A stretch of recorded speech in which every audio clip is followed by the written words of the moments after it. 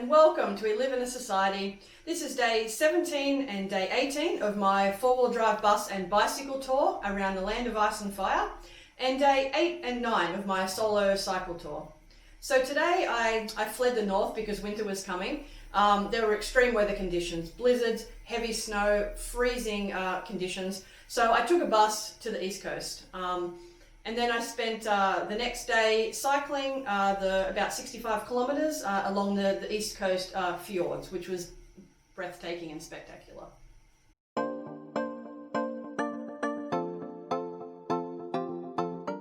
Alright, this is Breidavik. This is my campsite tonight.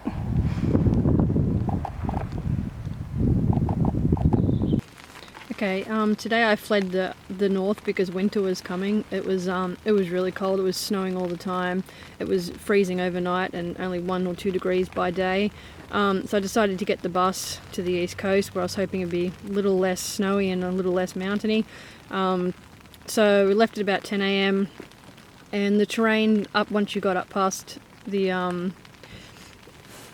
turn off towards the Djupivogur waterfall and past the boiling mud, it was like that part was uphill, but after that it was pretty much flat and it was really beautiful. It was just like volcanic wastelands with snow-capped mountains in the distance. It would have been a really nice cycle.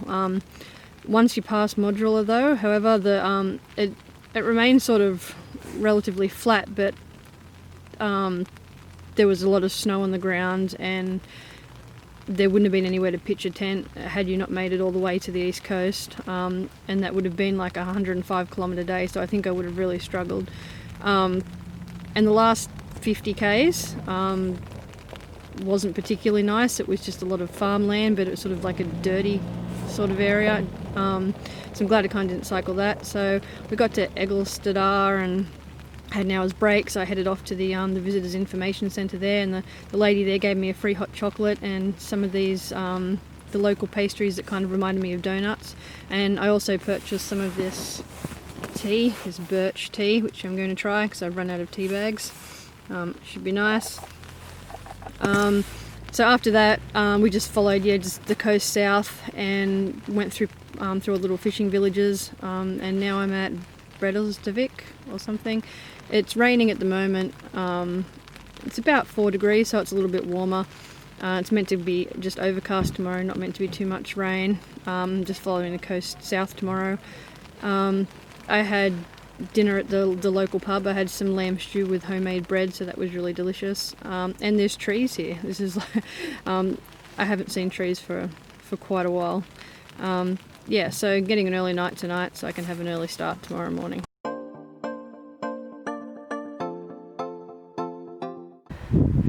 Alright, I've done about 9.5 kilometres this morning and I'm just cycling through the fjords, and it's pretty eerie because it's all misty, but this is typical of the road and the coast over there. Okay, so I'm following Highway 1 south at the moment.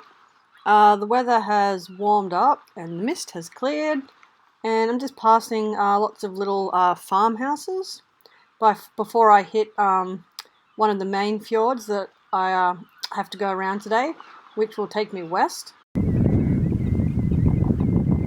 Alright, so I'm done about 25 kilometres. Road's been fairly good, weather's holding up. Starting to be a bit cloudy again though. Just over there you can see the town.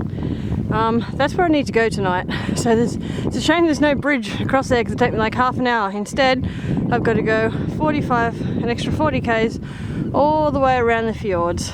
So like all the way around and back again.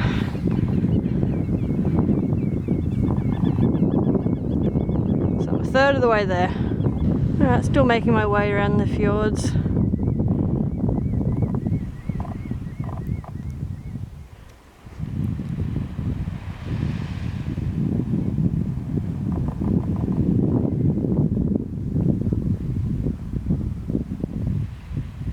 Alright, with only 25 kilometres to go, I hit a bloody section of dirt and gravel road. My pannies are filthy, they've been covered in mud. I'm covered in mud, my bike's covered in mud. There was one section where it was so deep I had to get off and push my bike. That was about 2 kilometres of pushing. I'm hoping on the other side of those mountains I'm going to hit a sealed road again. Hopefully this is just, it's not going to go for the whole 25 kilometres to the next little coastal town. So I had another 12 kilometres of the dirt road before I hit the gravel, and the gravel just started again behind that rock, so I've got about 13 kilometres to go, just stopping for a snack break here, and it's probably about midday at the moment. Alright, I'm on the road again. I have less than 10 kilometres. Really starting to struggle at the moment. It's been a very long day, and this last section is all uphill and I'm like cycling against a headwind. But it's very beautiful here. I'm just like, cycling the fjord. There's just this long, steep sided fjord flanked by like these rhyolite peaks, and the southwestern side, I guess, is dominated by these like pyramid-shaped mountains that are about 1,000 meters above sea level. So it's very spectacular. But yeah, looking forward to getting to the little fishing village and having something to eat. Okay, here are some of the mountains I was talking about before. Starting to struggle now, getting closer,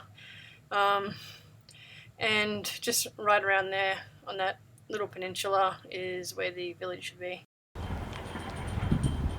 Alright, this is the town. I just had some seafood soup at the hotel. And camping is way up there on that hill. Alright, this is the view from my campsite.